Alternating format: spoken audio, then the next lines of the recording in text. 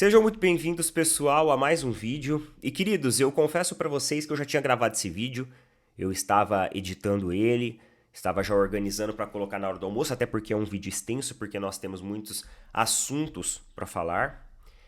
E fui surpreendido com a triste notícia do falecimento do ícone da TV, o maior comunicador do Brasil, um dos maiores comunicadores do mundo, que revolucionou a forma de fazer televisão, que foi o Silvio Santos, por qual nome artístico que ele era conhecido.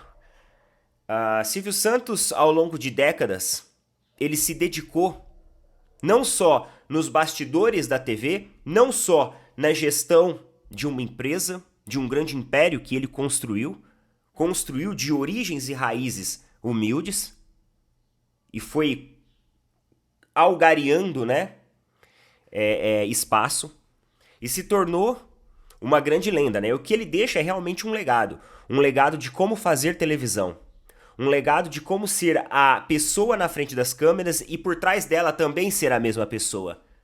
Um ícone comunicativo, criativo, carismático, tudo aquilo que ele representou deixa um legado dentro do jornalismo, dentro da publicidade, dentro do marketing, dentro de qualquer tipo de relação.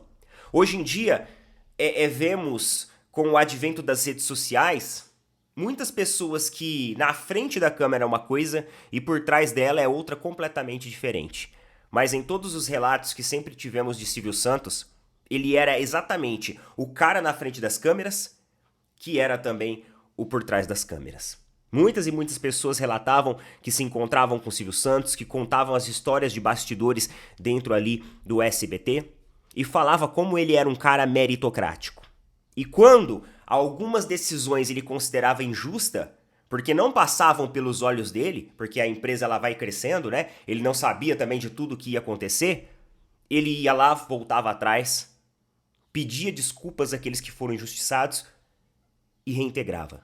Então o Silvio Santos ele deixa uma história, um legado, uma trajetória absurda, uma trajetória linda.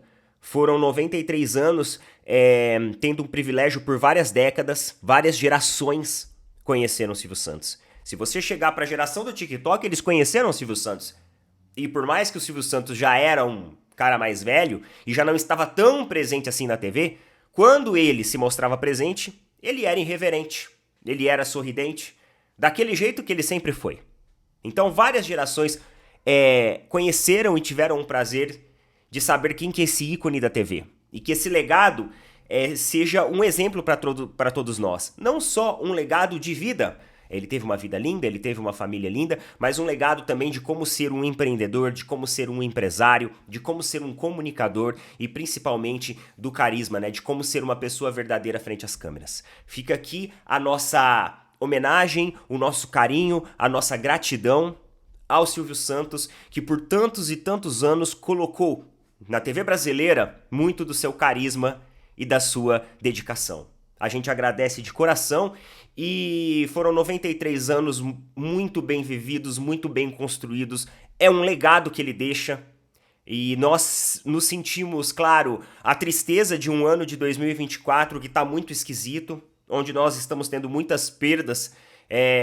Tive perdas pessoais, a gente teve as perdas também que a gente vê na televisão, né? Algumas tragédias acontecendo. Isso entristece demais o nosso coração. E agora perdemos mais uma pessoa querida, que é esse ícone da TV. Mas o legado que ele deixa, eu acho que tem que transbordar. Tem que ficar acima de tudo isso. Descanse em paz, meu querido. Desejo um conforto e consolo a todos os familiares, a todos os fãs. E jamais esqueceremos de quem foi Silvio Santos. Ele entra também ao hall e à galeria de uma das pessoas mais icônicas, queridas e carismáticas da TV brasileira. Obrigado pela sua dedicação e vamos agora com o nosso vídeo e aqui a nossa homenagem. Agradeço mais uma vez você por estar aqui e olha só, eu não queria falar nada não, mas a gente tem alguns assuntos aí, algumas pautas um pouco polêmicas. Vamos conversar sobre tudo isso daí, você já deve ter visto aí na miniatura. Você já deve ter visto no destaque do vídeo que a gente tem bastante assunto para falar, então não deixa de colocar sua opinião aí também. Eu gosto de dizer isso, a opinião sua aí nos comentários, mano, ele é a extensão do vídeo.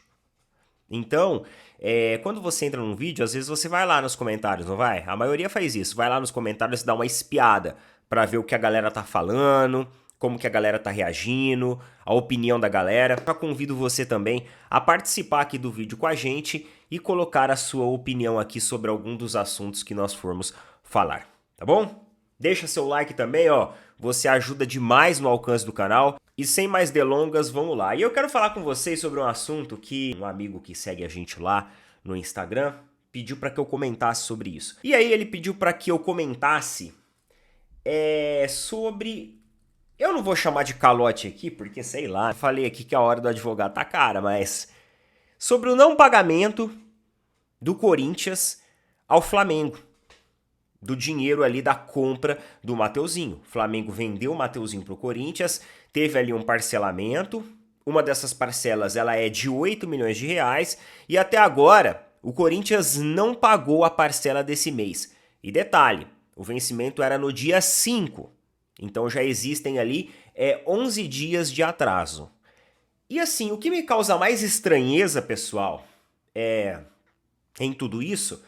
E aí talvez você vai estar falando que eu tô sendo clubista, porque eu sou palmeirense, isso e aquilo, mas não é por causa disso. Que eu sou muito sincero nas opiniões, vou elogiar, se tiver que vir criticar, eu vou criticar. Mas o que me causa mais estranheza é justamente o fato do Corinthians esperar 2 reforços. Corinthians aguarda a chegada do volante venezuelano José Martinez e do centroavante espanhol Héctor Hernández ao Brasil nos próximos dias. Os dois jogadores ainda resolvem pendências das mudanças. Então o Corinthians está contratando jogadores e não está pagando em dia a parcela por aqueles quem já contratou. É muito estranho isso, não é? Se eu vou lá e compro alguma coisa sua, nós combinamos um pagamento. E aí chega no dia, eu não pago. Passa um dia, eu não pago. Passa 2, passa 3. Passa uma semana, já quase completa 2 semanas e eu não pago. Aí você entra lá no Instagram e vê eu lá na praia, curtindo, lá em Florianópolis, lá em Balneário Camboriú, colocando ali uma foto do carro, né, com um laço vermelho, falando assim, né, agradeço mais uma conquista. Ah, mano, você vai olhar e vai falar assim, peraí, esse cara... Esse maluco tá devendo pra mim.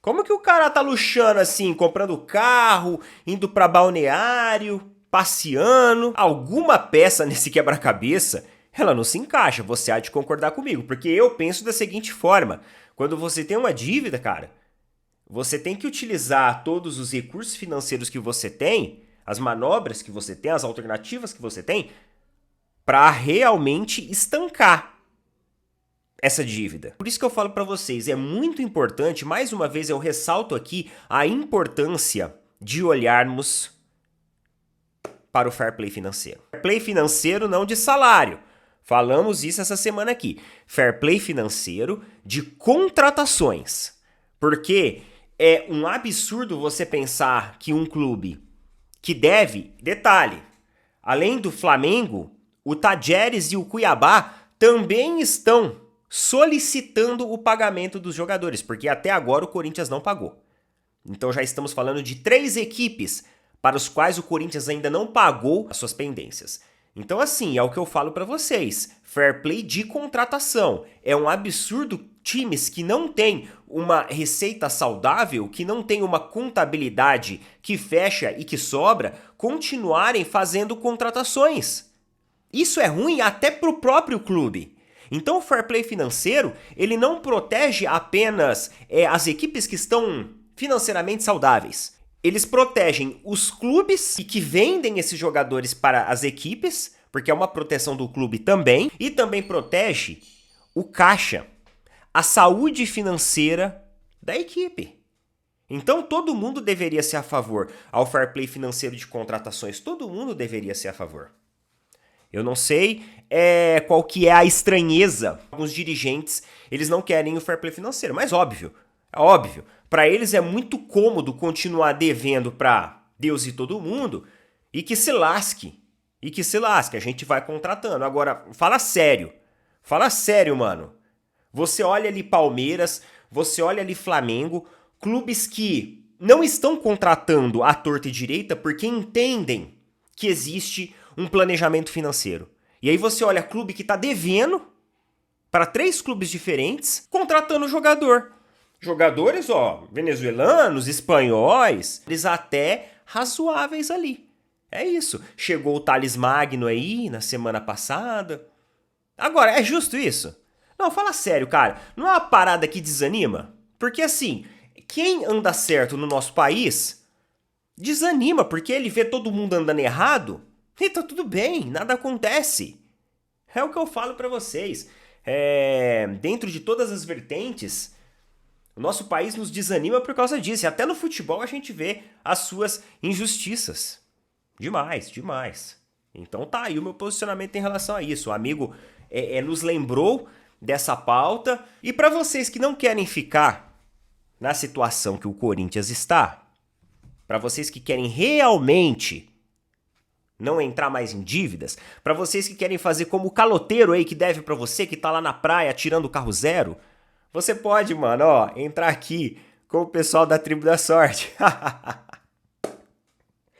A Tribo da Sorte, ela é uma plataforma dos bolões dos jogos oficiais da Caixa Econômica Federal. Se vocês utilizarem, mano, a Tribo da Sorte, se vocês colocarem o nosso cupom lá, OPINATRIBO, que vai dar um descontinho, você vai melhorar demais a sua probabilidade de ganhos. Isso porque a Tribo da Sorte, ela tem uma inteligência artificial dentro dela que melhora, porque ela vai fazer ali, ó, o levantamento de todos os números que foram mais sorteados e vão construir as matrizes numéricas, no caso da Mega Sena, de 6 números. Então, com um bolão, você participa de vários conjuntos de 6 números, aumentando muito, exponencialmente, a sua chance de ganhar. Já distribuíram prêmios para o Brasil inteiro, não tem só a Mega Sena, você tem outros sorteios também das loterias federais, mas como tem Mega Sena hoje e ela está acumulada em 55 milhões de reais, quem sabe, mano, não é a chance de você aí, de repente, fazer a cena. E quem sabe, às vezes, você faz uma quininha, já tá bom também, já dá ali, né, pra pagar uma dívida, pra fazer a viagem ali com a família, pra fazer um novo investimento, pra não ficar nessa degola aí, ó, que vive algumas equipes brasileiras, porque pra eles tá tudo bem. Agora, se nós, meros mortais, entra em dívida, meu amigo, nosso nominho já fica tudo sujo ali, ó, rapidão, né, rapidão. Que a população é assim, ó, é creu na gente. E esses caras aqui ficam à torta e direita fazendo dívidas milionárias e até bilionárias e tá tudo certo. Pra eles tá tudo certo. Então, ó, link fixado nos comentários, Tribo da Sorte, gente, tamo junto. O Sindicato dos Atletas, eles deram uma resposta pro Tite. Pro técnico do Flamengo. Isso porque na quarta-feira o Tite deu umas indiretas ali pra falar a respeito verdadeiramente é o interesse real do atleta de futebol. Porque o Tite, ele bate na tecla e assim, acertadamente, essa é uma tecla que o Abel Ferreira do Palmeiras também bate muito, que é em relação ao calendário do futebol brasileiro. Não é segredo pra ninguém que o calendário do futebol brasileiro, ele deixa muito a desejar. Ele é um calendário comercial, ele é um calendário feito comercialmente. Ele não é um calendário esportivo. Ele é um calendário onde eles encaixam os jogos, eles escalonam os jogos de acordo com os patrocinadores, com os horários mais nobres que você consegue levantar mais publicidade, etc e etc. Eles não estão organizando pensando no bem-estar dos clubes, ou pensando na questão logística do nosso país, que ele tem um espaço territorial muito grande. E sim, eles estão pensando, na maneira comercial mais viável. Ele não tem problema, tudo bem. A gente não tá questionando, afinal o dinheiro ele tem que ser movimentado também. Porém, eu acho que você tem que ponderar as coisas. Você tem que colocar numa balança e ter um equilíbrio na distribuição desses jogos e também na formatação dos nossos calendários. E consequentemente, as equipes que têm jogadores melhores, que têm mais investimento, que sempre estão nas competições. Então você vê equipes aí que estão nas 3 competições. Essas equipes elas acabam sofrendo mais do que isso, porque elas precisam fazer um rodízio, remanejar os seus atletas, tem as questões logísticas, tem jogos fora do país, então elas têm que conciliar um tumulto de coisas para fazer com que a coisa dê certo. Só que enquanto a coisa tá dando certo, tudo bem, o problema é quando ela começa a dar errado. E ela começa a dar errado do ponto de vista de lesionar jogadores. E aí o Tite foi lá, olha aqui ó, matéria lá do Globo, tá?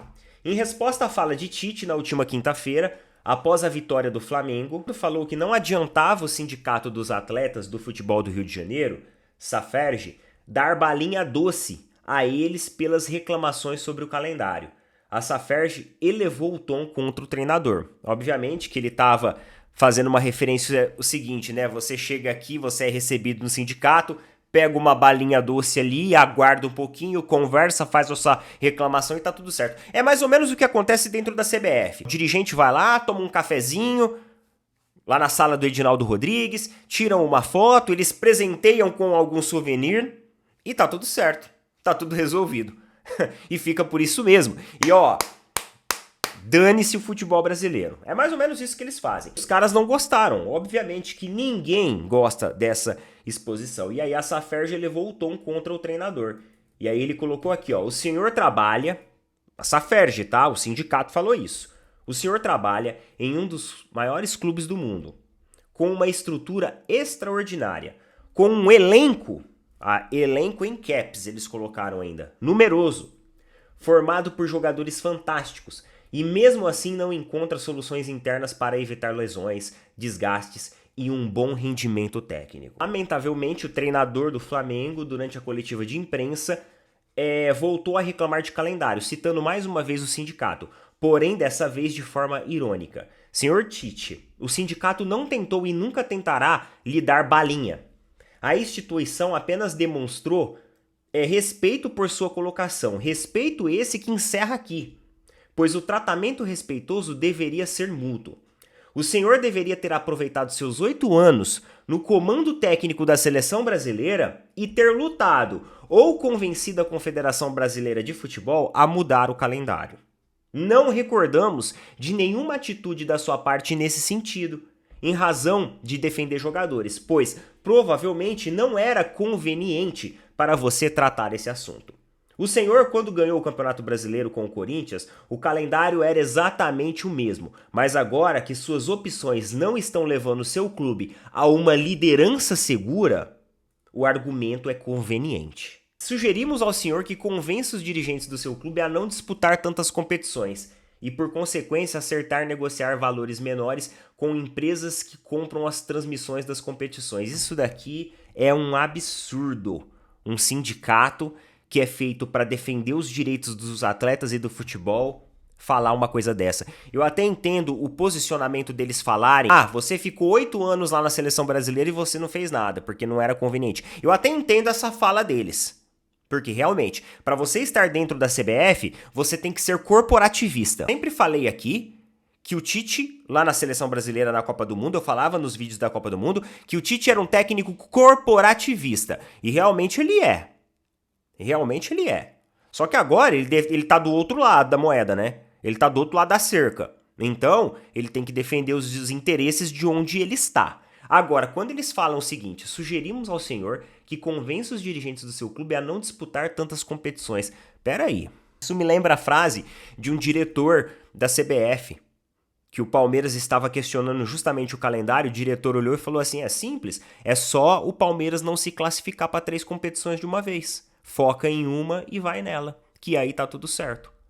Então hoje no Brasil o Brasil ele é um país que pune você por você adquirir patrimônios. O cara vai lá, abre uma empresa, começa a desenvolver um trampo legal, dali a pouco já vem imposto disso, imposto daquilo, taxa disso, taxa daquilo, processo disso, processo daquilo, e vai enforcando o empreendedor. O Brasil é um país que te pune por você defender o seu próprio território, a sua própria casa. O maluco entra ali no seu quintal para roubar alguma coisa, leva umas pauladas lá e no final você ainda sai processado por lesão corporal. Isso acontece muito. Você tem até que tomar cuidado, né? E você tem que ficar meio assim: ah, por favor, que aceita um café, você tem que falar isso pro ladrão. Porque o país aqui nosso funciona dessa maneira. E agora é um país também onde as equipes elas têm que deixar de competir. Ué, não tem sentido nenhum esse trecho da nota de vocês. Vocês estão malucos? Vocês sugerirem para participar de menos competições? Ah, pelo amor de Deus. Isso é desculpa de quem não quer trabalhar. Isso é desculpa de quem não quer se comprometer. Porque vocês são tudo uma politicaiada aí, ó. Um tá com o rabo amarrado no outro. Tudo por trás da cortina. Isso daqui é para não se comprometer. Por sinal, os sindicatos não lutam por direito do trabalhador, tá? Esqueçam isso. Esqueçam isso. Eu tenho certeza que você aí, ó, que trabalha ali na sua firma, né, na sua área, no seu emprego, você tem lá os conselhos, os sindicatos, pouquíssimas vezes eles lutam por você de verdade, não é? É sempre assim, o sindicato fez greve, aí o governo entra pra dentro da sala, eles fazem uma reunião pra lavar as mãos, se é que vocês me entendem, né? E aí eles saem e falam que estão tirando a greve. Ó, pode sinalizar o fim da greve. Aí os caras que estão lá em greve ficam assim, mas peraí, a gente não teve nossos direitos atendidos. Não, mas a gente fez uma reunião lá, pros próximos semestres isso vai mudar, vai ter um reajuste acima do valor. É mentira! Mentira, mano. E o sindicato aqui dos caras, pelo visto, também não é diferente. Eu ainda achei que os sindicatos dos atletas, por se tratar de jogadores de futebol, eles ainda respeitavam mais, né? Porque no nosso país as coisas se escalonam dessa maneira. Quanto mais você ganha, mais prestígio você tem. Mas pelo visto nem pra isso tá adiantando. Então, isso mostra que o sindicato é uma parada complicada em todas as esferas mesmo. É só nós, meros mortais, que sofrem com isso, não. Até os jogadores de futebol, pelo visto, não estão sendo representados como deveriam. Aí eles continuaram. Que o Senhor, dentro da sua sabedoria, encontre uma forma de encaixar tantos jogos em um intervalo de 78 horas. Isso é uma grande mentira, porque a maioria dos jogos do futebol brasileiro hoje tem um intervalo menor que 72 horas. E, inclusive, o artigo da CBF, na questão protocolar, pelo menos 66 horas. Então tem alguns jogos que são entre 67 e 68 horas de intervalo um do outro. Então não é 78 horas, não. Ele não é 78 horas, não. É menos que isso. Principalmente no segundo semestre, que mistura as competições. Um grande absurdo. Senhor Tite, não tente colocar o sindicato como um vilão do problema. Haja, atue, lidere. Se quiser, sem palavras ao vento, de fato paralisar o campeonato, conte conosco. Contar com vocês? Pra quê? A Copa América, o campeonato não paralisou. Inclusive, Palmeiras, Flamengo, São Paulo se reuniram e foram na briga, né? Pra tentar fazer a paralisação na data FIFA. O que deveria ser protocolar. Será que aqui é os interesses do clube mesmo? Ou será que aqui tem alguma coisa ali, ó, da política e do interesse de vocês? Que estão, mais uma vez, vocês estão tudo assim, irmão. Vocês estão destruindo o futebol brasileiro. E eu acho engraçado que quando o Abel Ferreira chuta um copo, já vem os sindicatos, né, do atleta e do não sei o quê, pra proteger fisicamente os jogadores e tudo mais. Agora, quando tem atleta se lesionando por calendário mal feito, mal planejado, aí tá tudo bem. Aí, ó, a culpa é dos clubes. Eu tô falando, galera, os dirigentes dos clubes, eles têm que se posicionar. Não adianta técnico jogar a lenha na fogueira, os dirigentes têm que se unir e se posicionar. Só que aí eu pergunto pra vocês uma coisa e fica como reflexão. Já falei isso aqui antes. Por que os dirigentes dos clubes não se posicionam verdadeiramente sobre isso? Por quê?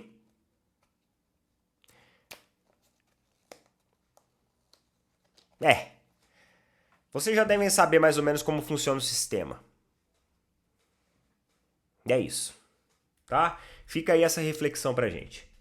Inclusive hoje tem um jogo bom, né? O duelo dos desesperados, não é hoje? É hoje, 21 horas, ó, Fluminense e Corinthians. Joguinho bom aí pra assistir, hein? O duelo dos desesperados. Amanhã, o Palmeiras ele joga contra o São Paulo. E aí saiu uma provável escalação em um treino que o Abel Ferreira conduziu lá no centro de treinamento. A provável escalação ela é a seguinte: o Everton, Giai, Naves, Vitor Reis e Vanderlan. Fabinho, Richard Rios, Felipe Anderson, Rômulo, Rony e Luigi. É essa a provável escalação do Palmeiras. Contra o São Paulo dentro do Allianz. É isso. Jogo também muito importante, até porque o São Paulo tem a mesma pontuação que a gente, se não me engano, no Campeonato Brasileiro. Qual que é a equipe titular do Palmeiras hoje? Qual que é a formação principal que o Palmeiras utiliza hoje? Qual que é a metodologia tática do Palmeiras hoje? O Palmeiras ele é um time como hoje? Ele é um time de construção de jogadas, ele é um time de espaço de transição, é um time de profundidade, é um time que tem na sua bola parada a sua maior força. Qual que é a característica do Palmeiras hoje? Qual que é o elenco titular? Qual que é a formação que o Palmeiras joga? A gente não sabe responder. Não sabe. O Palmeiras teve uma equipe titular até o final de 2023. Porque quando começou 2024, o Palmeiras começou a sofrer um dimorfismo. O Palmeiras começou a mudar completamente a forma como a sua equipe atua e joga. E o Abel, ele parece que está montando um cubo mágico. Sabe quando você monta um cubo mágico e tenta de qualquer jeito construir esse cubo de maneira organizada para ficar certinho? Só que aí você vai lá, mexe, um lado fica de uma cor, beleza. Aí os outros estão todos espalhados, misturados. Aí você vai lá, mexe de novo, você conserta o outro lado. Só que aí o lado anterior muda de novo. É isso que o Abel tá fazendo no Palmeiras. O Abel, ele vai montando um cubo mágico a cada partida. Tipo assim, é torcer para dar certo. Obviamente, eu entendo que a chegada de reforços, elas fazem com que isso demore às vezes um pouco para que esses reforços realmente tenham uma minutagem de jogo suficiente para ter a sua sincronia. Só que aí eu pergunto para vocês, colocarem uma equipe diferente em cada jogo, uma salada em cada jogo, vai fazer com que os atletas se acostumem, se entrosem entre si? Vai fazer com que os atletas entendam a dinâmica que o outro joga para construir as suas jogadas de maneira mais efetiva? Não vai. O Abel tá perdido, irmão. Essa é a realidade. E existem algumas pessoas que não querem aceitar isso, mas essa é a realidade. O Abel, ele está perdido na gestão técnica do Palmeiras. E ele aproveita de artifícios motivacionais como todos somos um, tudo contra todos, cabeça fria, coração quente, porque ele sabe que isso é algo que acende a chama e que faz dar certo. Só que não tem feito. Não tem feito. Porque por mais que exista esse artifício motivacional, dentro do futebol, às vezes a emoção, o fator motivacional, ele vai ganhar. Mas às vezes ele não vai superar o fator técnico, o fator tático. Quando o Palmeiras ele entra para fazer um jogo, ele já entra com uma equipe muito diferente das anteriores. Cada jogo, o Abel define uma equipe diferente. E isso fica difícil de chegar aqui e defender o Abel. Ah, Neto, mas você acha que o jogo de domingo, o Abel não tem que poupar alguns atletas? Poupar alguns atletas, sim. Como, por exemplo, o Estevão. Não podemos perder o Estevão no jogo contra o São Paulo porque temos Libertadores. Então, eu sou a favor de poupar alguns atletas. Sou a favor de poupar. Mas você também não precisa fazer uma salada no time todo jogo. O Abel precisa definir quem que é titular e quem que é reserva nessa equipe. Mas, Neto, às vezes o jogador ele não tem uma continuidade boa sim, mas o Abel às vezes ele precisa forçar um pouco. Por que teve temporadas que o Rony conseguiu se destacar? Porque o Rony era o único jogador às vezes para posição. Então o Rony ia lá, todo jogo. Teve uma hora que ele pegou o jeito. Ele virou a chave, ele começou a ter um bom rendimento. Agora caiu de novo. Tá nesse giro infinito que o Abel não define qual equipe que é. O Abel não define a cara do Palmeiras. O Palmeiras não tem um perfil. E aí, quando você olha assim, porra, 3 milhões de reais, você fala assim, pô, por 3 milhões de reais, a equipe técnica, não só o Abel, mas a equipe técnica tem que mostrar mais. O Rômulo e o Luigi, eles são jogadores que já deveriam, estar jogando faz tempo. Estar tendo essa minutagem há muito tempo. Só que o Abel utiliza esses garotos como um tapa-buraco. Me desculpe, mas essa é a realidade. Na hora que a coisa fica feia, esses jogadores eles entram. E agora a coisa tá feia, porque a gente tem um jogo contra o Botafogo, na Libertadores, com uma desvantagem no placar, e temos um jogo contra o São Paulo, no Campeonato Brasileiro, que também não podemos perder fôlego. Então a coisa tá feia. Então é a hora de utilizar ali, né, desse cubo mágico infinito que o Abel tenta montar. Só esquecendo de falar pra ele que o único que montava cubo mágico e dava certo lá no Palmeiras era o Scarpa e ele já foi embora lá pelo Atlético Mineiro. Tá bom? Coloca nas opiniões aí. Tamo junto. Não deixe de apoiar aqui, ó, os nossos amigos da Tribo da Sorte. Mega Sena tá acumulada. Esse vídeo é um oferecimento deles. Tamo junto. Tá no link fixado aí. Valeu, falou. Até mais.